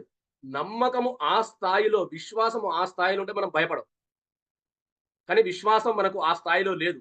ఆ స్థాయిలో లేక భయపడుతున్నాం. ఎవరికి భయపడుతున్నాం అంటే చివరికి దేవుడికే భయపడుతున్నాం. ఏదైనా చేయడం వెంటనే అమ్మో! ఏమన్నయిందో దేవుడే అనుకుంటుండో, చెప్పులేసుకొని పోయినాం దేవుడే అనుకుంటుండో, లేకపోతే ముందు నుంచి పోయినాం దేవుడే అనుకుంటుండో, నాన్ వెజ్ తిని ముందు నుంచి వినాయక విగ్రహం ముందలగా నడుచుకుంటూ పోయినాం దేవుడే అనుకుంటుండో, ఏంది బాధ? దేవుడి మీద భక్తి అనుకునేది చాలా వరకు భయమే. చాలా వరకు భయమే. భయాన్ని మనం దేవుడి మీద భక్తి అనుకున్నాం. ఒక్కోసారి అనుమానం. మనం ఏమైనా చేస్తే దేవుడు ఏం చేస్తాడో, మనం తప్పు చేస్తే ఇంకా దేవుడు ఏమైనా చేస్తాడో.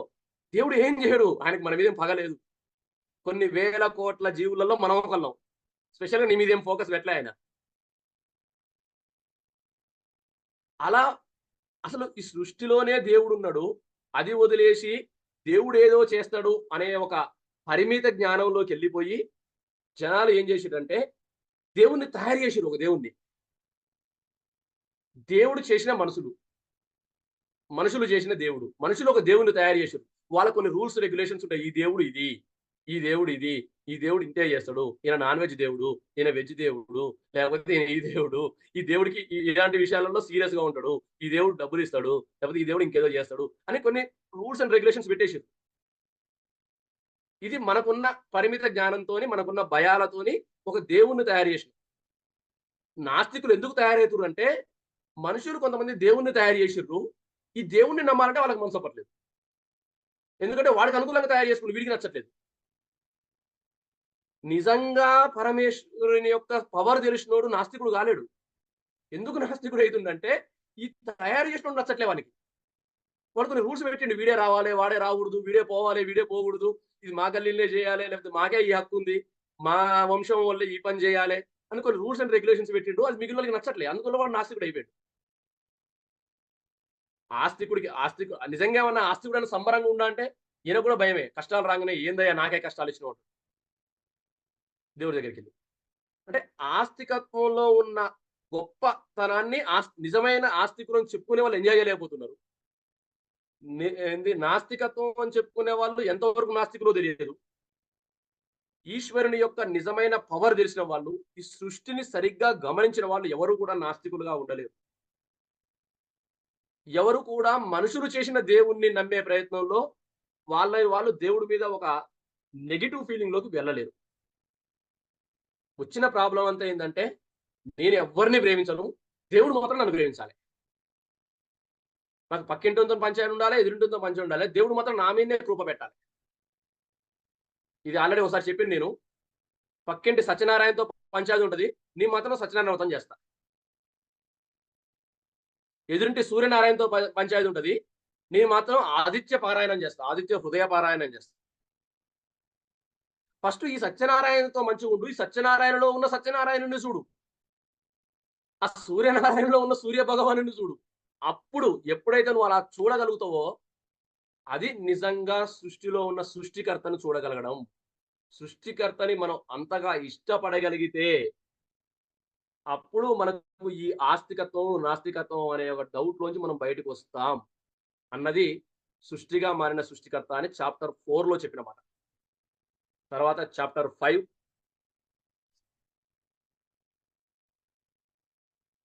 అసమానతలో సమానత్వం. ఇది కొంచెం సెన్సిటివ్ టాపిక్. జనరల్‌గా ఇనీక్వాలిటీ, అంటరానితనం ఇట్లాంటి డెప్త్ అంటరానితనం దాకా నేను పోట్లేదు కానీ, కొంచెం ఇనీక్వాలిటీ, ఈక్వాలిటీ గురించి చాలా సార్లు మాట్లాడుకుంటాం. అసమానతలో మనం ఏమనుకుంటామంటే, దేవుడు ఒకళ్ళకి బాగా డబ్బులిచ్చిండు, నాకు తక్కువిచ్చిండు. ఇంకెవరికో ఆరోగ్యం బాగా ఇచ్చిండు, నాకు తక్కువిచ్చిండు. లేకపోతే ఇంకెవరికో బలమైన పవర్ ఇచ్చిండు, నాకియ్యలేదు. ఇంకెవరికో బాగా తెలివిచ్చిండు, నాకు తెలివియ్యలేదు అని అసమానత్వం ఉంది ఇందులో. దేవుడు అందరిని కరెక్ట్ తయారు చేయట్లే కదా సరిగ్గా అనే ఒక అమాయకత్వంలో ఉండిపోతున్నాం. కానీ అసమానత్వంలో కూడా సమానత్వం ఉంది అనే దానికి అద్భుతమైన ఎగ్జాంపుల్ చెప్తాను ఇందులో. అందరూ పల్లకి ఎక్కితే పల్లకి మోసేదెవరు? అందరూ పల్లకెక్కి కూర్చుర్రు. మరి ఎవరు లేపాలి పైకి? ఇప్పుడు వచ్చిన ప్రాబ్లమ్ ఏందంటే, ఈ మోసేటోడు ఎప్పుడు మోయాలనా? పాపం వీడికి లైఫ్ లేదా? వీడు వేరే పని చేయకూడదా? వీడు హ్యాపీగా ఉండకూడదా? అంటే ఉండాలి గ్యారంటీ. వీడికి పల్లకి ఎక్కే కెపాసిటీ వీడు డెవలప్ చేసుకోవాలి. చేసుకోవడానికి డిఫరెంట్ దాని గురించి మళ్ళీ తర్వాత మాట. ఇప్పుడు ఫర్ ఎగ్జాంపుల్ మనం ఉన్నాం. మనమే రోడ్లేసుకోగలమా? మనమే ఇల్లు కట్టగలమా? మనకే ప్రాబ్లమ్ వస్తే మనమే వైద్యం చేసుకోగలమా? మనకే ఇష్యూస్ వస్తే మనమే లాయర్‌లం కాగలమా? మనకే మనం పండించుకునే పంట మనమే పండించుకొని, మనమే వండుకొని, మనమే తినగలమా? అంటే ఈ సొసైటీలో ఒక్కొక్కళ్ళు ఒక్కొక్క పని చేయడం అనేది నిర్వహణ సౌలభ్యం అది. ఒక ఇంట్లో ఉన్నప్పుడు ఒకళ్ళు వంట చేయాలి, ఒకళ్ళు అంట్లు తోముకోవాలి, ఒకళ్ళు ఇల్లు ఊడ్చుకోవాలి, అందరం కలిసి భోజనం చేసుకోవాలి. ఇది ఒక బేసిక్ వర్క్ ఇది. నాతోనే రోజు వండిస్తారా? అనే క్వెషన్ వస్తేనే ప్రాబ్లమ్. డెఫినిట్‌గా అన్ని డిఫరెంట్ అంటే చేసే యాక్టివిటీలో వేరుండొచ్చు. కానీ అందరం మనుషులమే. నీకు ముక్కుంది, ఆయనకు ముక్కుంది. నీకు చెవి ఉంది, ఆయనకి చెవి ఉంది. నీకు జుట్టు ఉంది, ఆయనకి జుట్టు ఉంది. కొంచెం ఊడిపోతే నేనేం చేయలేను. సరే. నీకు చేతులున్నాయి, ఆయనకి చేతులున్నాయి. నీకు కాళ్ళున్నాయి, ఆయనకి కాళ్ళున్నాయి. నీకు బ్రెయిన్ ఉంది, ఆయనకి బ్రెయిన్ ఉంది. సమానత్వం సృష్టికర్త అన్నీ ఈక్వల్ గానే మెయింటైన్ చేసిండు. కానీ కొన్ని నిర్వహణ సౌలభ్యము ఇప్పుడు ఫర్ ఎగ్జాంపుల్ మనమే ఒక ఆఫీస్ మేనేజర్ అనుకోండి. అందరూ మన ఆఫీస్ మనమే ఆర్గనైజ్ చేస్తున్నాం. మనమే సీఈఓ. అందరూ హెచ్ఆర్‌లను పెట్టుకొని ఆఫీస్‌ని రన్ చేయగలుగుతామా? గ్యారంటీ ఆఫీస్ అన్నప్పుడు సబార్డినేట్స్ ఉండాలి, క్లర్క్స్ ఉండాలి. డిఫరెంట్ పీపుల్ ఉంటేనే ఆఫీస్ రన్ అవుతుంది. అలాగే ఈ సృష్టి రన్ కావాలి అంటే డిఫరెంట్ ఫంక్షన్స్ చేయగలిగే కెపాసిటీ ఉన్న వ్యక్తులు ఉండాలి అని ఆయన చెప్పిన మాట. కానీ సమానత్వం మెయింటైన్ చేశాడు. నువ్వు ఇప్పుడు సెషన్ వింటున్నంత సేపు పీల్చుకుంటున్న గాలి ఏ టౌన్‌లో ఉన్నా, ఏ సిటీలో ఉన్నా అందరికీ సమానంగా గాలి అందించుండు. హాయిగా పీల్చుకుంటున్నాం. మనందరికీ సమానంగా బాడీ పార్ట్స్ ఇచ్చిండు. మనందరికీ సమానంగా పొద్దున్న లేవగానే సూర్యరశ్మి ఇచ్చిండు. ఒకళ్ళింటి మీద పడను, ఒకళ్ళింటి మీద పడతా అని చెప్పి దాసుకోవట్లేదు ఆయన. అందరికీ అనుకూలంగా ఇస్తున్నాడు. రాత్రి అందరికీ సమానమే, పగలందరికీ సమానమే. చాలా విషయాల్లో సమానత్వం మెయింటైన్ చేసిండు. కుదరని దగ్గర ఫంక్షనరీస్ దగ్గర అసమానత్వం ఉన్నది. చెయ్యి తీసుకోండి. 5 వేళ్ళు పొడుగా సేమ్ సమానంగా ఉంటే చెయ్యి ముచ్చుకొని ముద్ద కూడా తినలేం మనం చెయ్యి ఇట్లా పట్టుకొని. 5 వేళ్ళు కూడా సేమ్ ఉంటే. మనం ఒక ముద్ద తినడానికి పరమేశ్వరుడు 5 వేళ్లలో ఒక వేలును తక్కువగా, ఒక వేలుని ఎక్కువగా క్రియేట్ చేసినంత అద్భుతాన్ని గుర్తు తెచ్చుకొని, అయ్యా! ఇంత ఆలోచించినవా నా గురించి?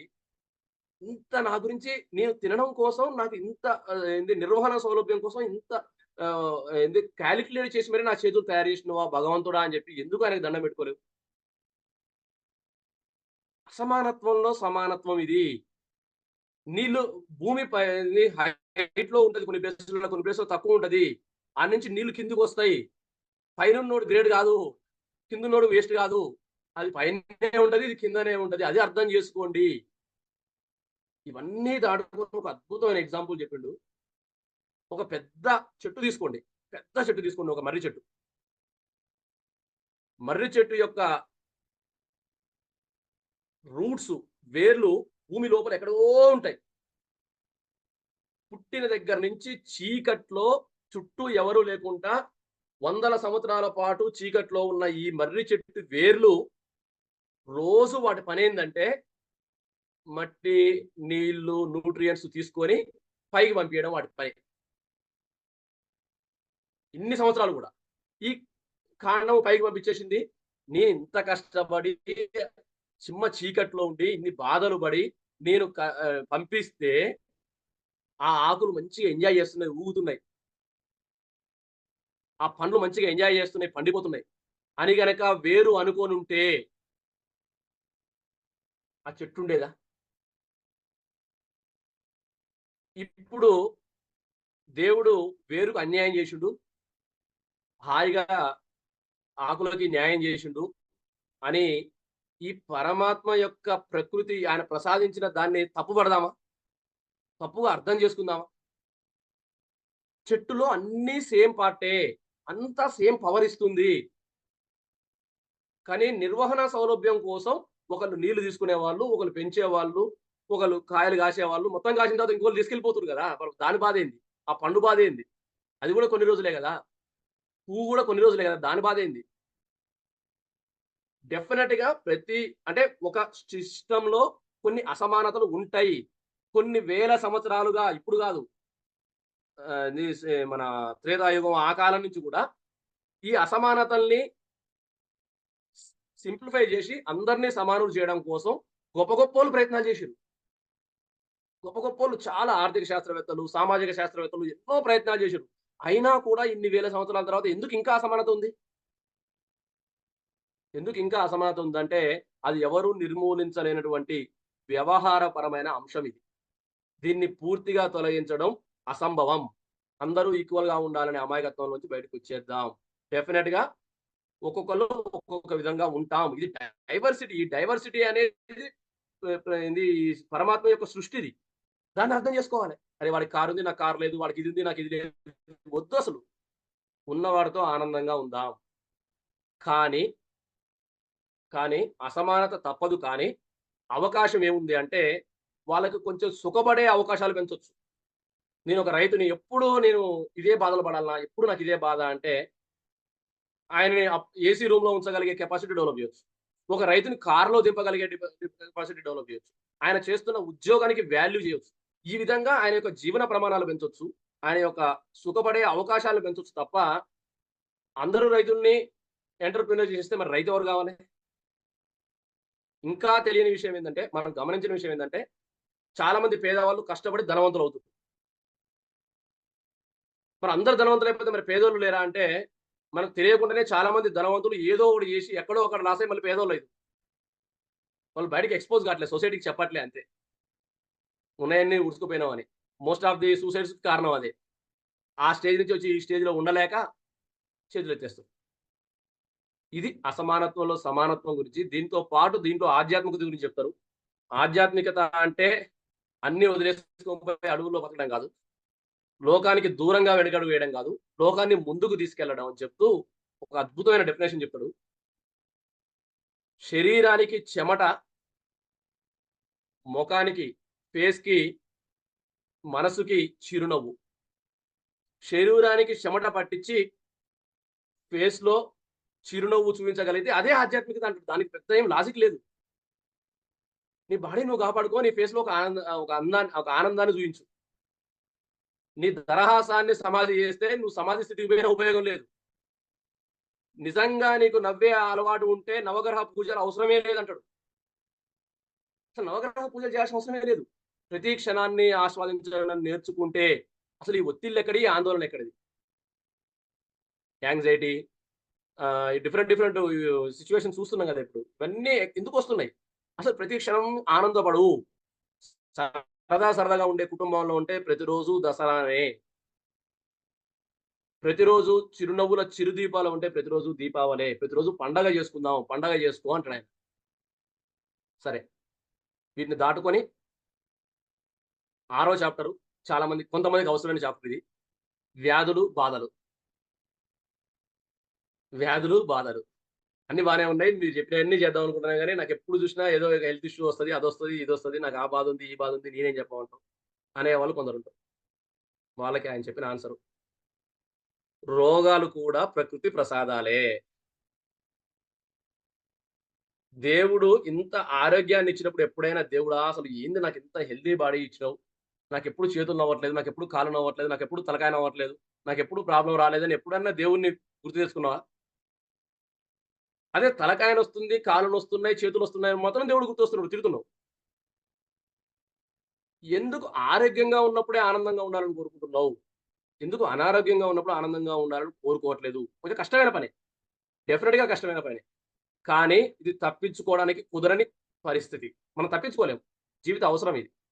ఎందుకు అవసరము అంటే, అనారోగ్యంలో ఉన్నప్పుడు మీరు ఆలోచించండి ఎవరైనా మనకెప్పుడైనా హెల్త్ ఇష్యూ వచ్చినప్పుడు ఆరోగ్యం వాల్యూ తెలిసొస్తది. అబ్బా! ఆరోగ్యంగా ఉండాలి. హెల్తీగా ఉండాలి. ఎవరైతే అనారోగ్యంలోకి వెళ్తారో వాళ్ళకు మాత్రమే ఆరోగ్యం వాల్యూ తెలుస్తది. రోజు ఆరోగ్యంగా ఉండేటోడు అసలు లెక్కే చేయడు. మనకి వడ్డించిన విస్తరిలో టేస్ట్ పెరగాలి అంటే లోపల పంచభక్ష పరమాన్నాలు ఉండడం గాదు. మనకు ఆకలి బాగుండాలి. ఎప్పుడైతే ఆకలి బాగా ఎక్కువైద్దో అప్పుడు ఏది పెట్టినా టేస్టే ఉంటది. ఆకలి బాగా ఉండాలి. ఆరోగ్యం మీద విలువ తెలవాలి అంటే మనం అనారోగ్యంలోకి వెళ్ళాల్సిందే. వెళ్లి రావాల్సిందే. వేరే ఆప్షన్ లేదు. ఒక రాత్రి ప్రసవిస్తే పగలు పుడుతుంది. నాకు రోజు పగలే ఉండాలంటే అసంభవం అది. రాత్రొస్తేనే పగలొస్తుంది. రోజు నేను నవ్వుతూనే ఉండాలంటే కుదిరే పని కాదు. అప్పుడప్పుడు ఏడుపొస్తది. ఏడుపు రాకపోతే అసలు చిరునవ్వుకు వాల్యూయే తెలవదు. రోజు నవ్వుకుంటుంటే అమాయకులు అనుకుంటారు. డెఫినిట్‌గా ఇది ఒక ద్వంద్వ ప్రపంచం ఇది. 2 ఉంటాయి. సుఖం ఉంటది, దుఃఖం ఉంటది. రెండిటిని సరిగ్గా తీసుకోగలిగే కెపాసిటీ మనం డెవలప్ చేసుకోవాలి. ఇంకా గొప్ప విషయం ఆయన చెప్పిందేంటంటే, "నీకు జ్వరం వచ్చింది, బాక్టీరియా పెరుగుతుంది" అని జెప్పేసి, నాకు వ్యాధొచ్చిందని జెప్పేసి దేవుడిని తిట్టుకుంటున్నావు గదా! మరే నీ బాడీలో ఉన్న బాక్టీరియా ఏదైతే ఉందో అది కూడా ఆయన సృష్టే గదా! ఆ బ్యాక్టీరియాని కాపాడాల్సిన అవసరం కూడా ఆయనదే గదా! మరి నీకు బ్యాక్టీరియాని కాపాడాల్సిన అవసరం ఆయనదైనప్పుడు, ఆయన దాని మీద కూడా కొంత ప్రేమ చూయించాలి గదా! నీ మీదనే ఎందుకు ప్రేమ చూయించాలనుకుంటున్నావు? ఈ సృష్టికర్త వాటి మీద కూడా ప్రేమ చూయించాలి గదా! వచ్చిన ప్రాబ్లమ్ అంతా ఏందంటే, మనం ఒక భ్రమలో ఉన్నాం. ఈ ప్రపంచంలో, ఈ భూమి మీద మానవుడు మాత్రమే సుపీరియర్ పర్సన్. మానవుడు హ్యాపీగా ఉంటే చాలు మిగిలినోళ్ళు ఏమైపోయినా పర్లేదు. అనగలిగే ఒక భ్రమలో ఉన్నాం. ఆ భ్రమలోంచి బయటికి రండి అని జెప్పిండాయన. అద్భుతమైన విషయం. ఇది ఒక 1 మినిట్ ఇది చాలా ఇంపార్టెంట్ విషయం తెలుసుకోండి. వ్యాధులలో ఒక గొప్ప బాధాకరమైన వ్యాధి ఏందంటే మరణ భయం. వేరే వ్యాధులన్నీ వస్తుంటాయి, పోతుంటాయి గానీ, వచ్చిన పెద్ద వ్యాధి అంటే మరణ భయం. సస్తామేమో అన్న భయం.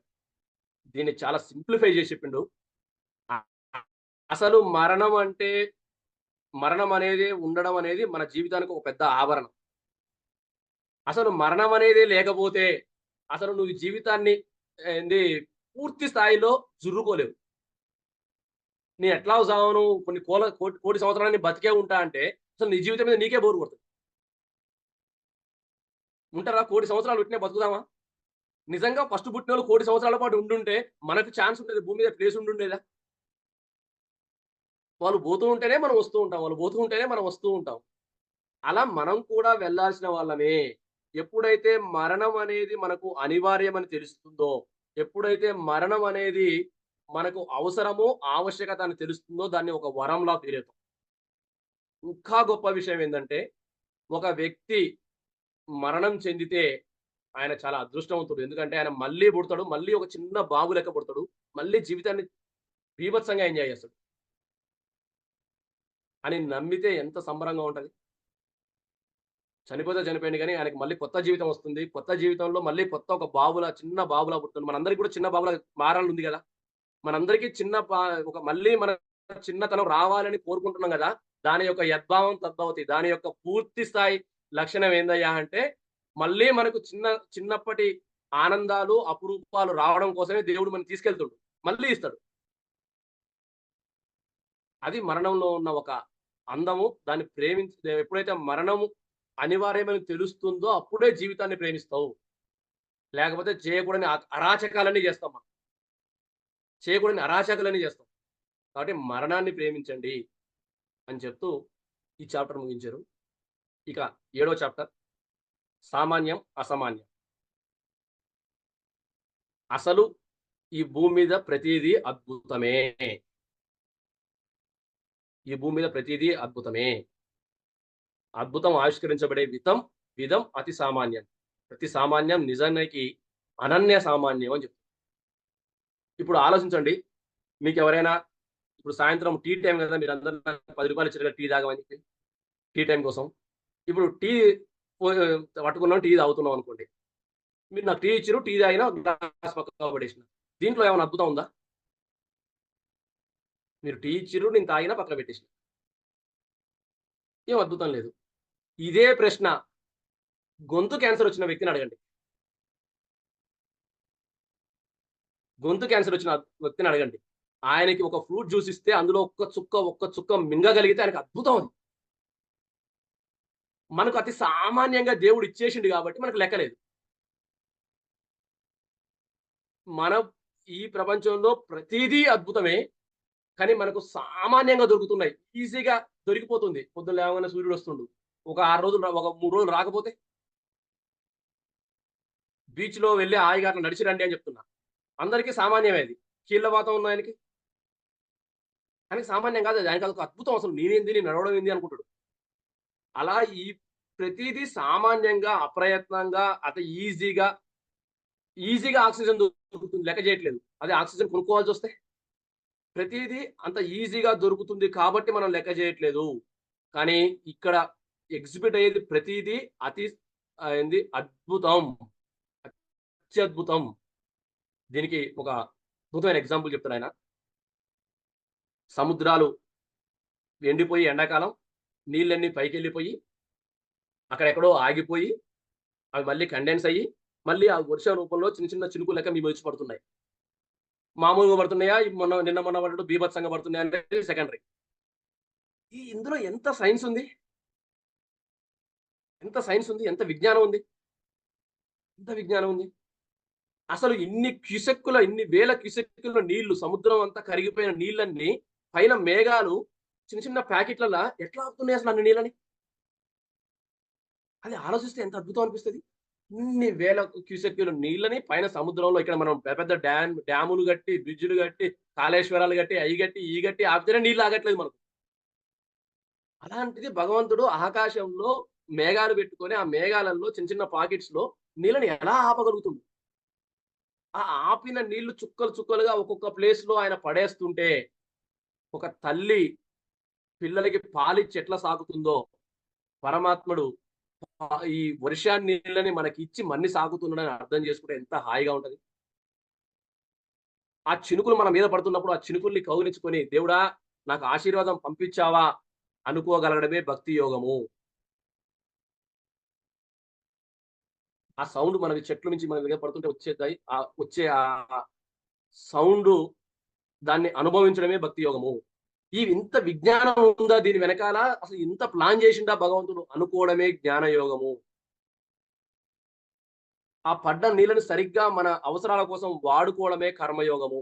భగవద్గీతలో 3 యోగాలు చెప్పిర్రు. అదే 3 యోగాలు ఇక్కడ మనం ప్రకృతిలోంచే చెప్తున్నాడాయన. ఎంత గొప్ప విషయం ఇది. ఇది గ్రంథాలలో ఉండే పదాల గూఢార్థాల్లో దేవుడిని వెతుక్కోకండి. ప్రకృతిలో దేవుడిని వెతుక్కోండి అని చెప్తాడు. భగవద్గీత మనోడు డిస్‌ప్లే చేసాడు. సూపర్. భగవద్గీత నేను చాలా సార్లు చదివే విఫలయత్నం చేశాను. నేను ఒప్పుకుంటున్నా. ఎక్కడో ఒక్కడ నా ఇగో ఒప్పుకోలేదు. ఎందుకు ఒప్పుకోదంటే భగవద్గీతలో ఎక్కడికి పోయినా గూడా అన్నీ నేనే, అన్నీ నేనే చూసుకుంటున్నా. నువ్వు నిమిత్త మాత్రునివి. నువ్వు చేసేది జేసుకో. నేనేం జేయాలో నేను డిసైడ్ జేస్తా అంటాడు. అది నాకు ఒప్పుకోకపోయేది. ఏంది మరి ఇట్లా అంటుండు. మనం అది జేయండి, ఇది జేయండి అని జెప్పి ఘాటు స్పీచ్‌లు ఇస్తున్నావు. మీరు ఏదో చెలరేగిపోండి అని జెప్తున్నావు. అలాంటిది ఈయన అన్నీ నేనే జేస్తా అంటే ఇక మనమెందుకు?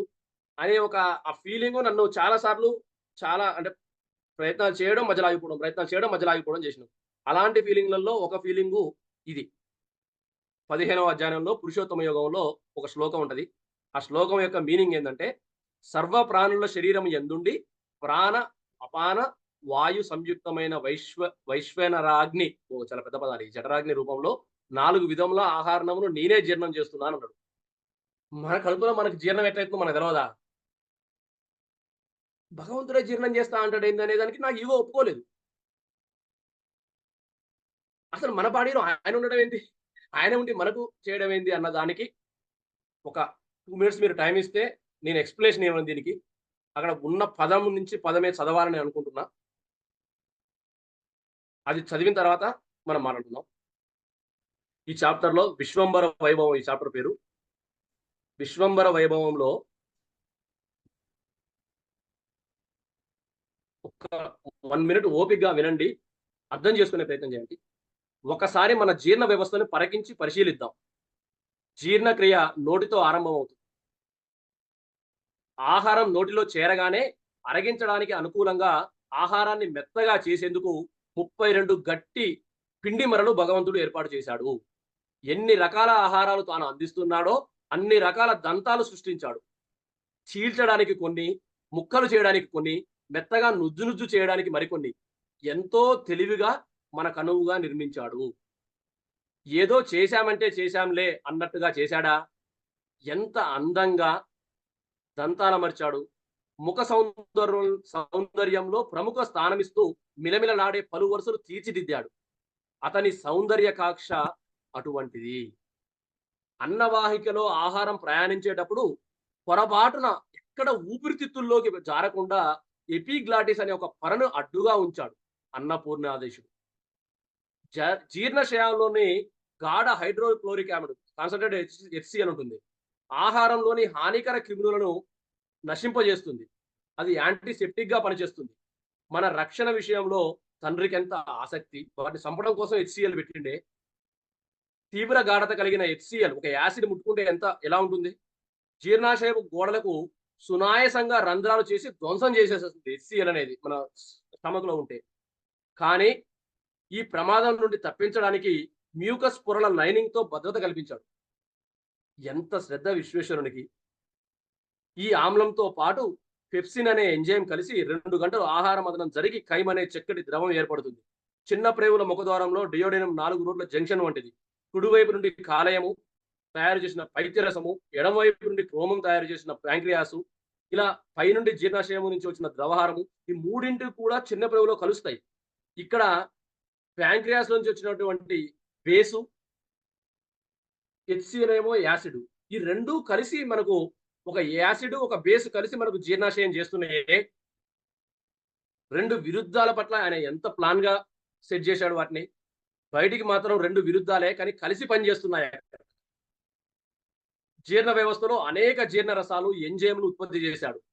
చాలా పేర్లు చెప్పాడు. లాలాజలం, జఠర రసం, పైత్యరసం, క్లోమరసం, పెప్సినోజిన్, రెనిన్, ఎమైలేజ్, లైవేజ్, ఎంటరోకైనేజ్ చాలా ఎంజైమ్ చెప్పాడు. ఎందుకు చెప్పాడని చెప్తా.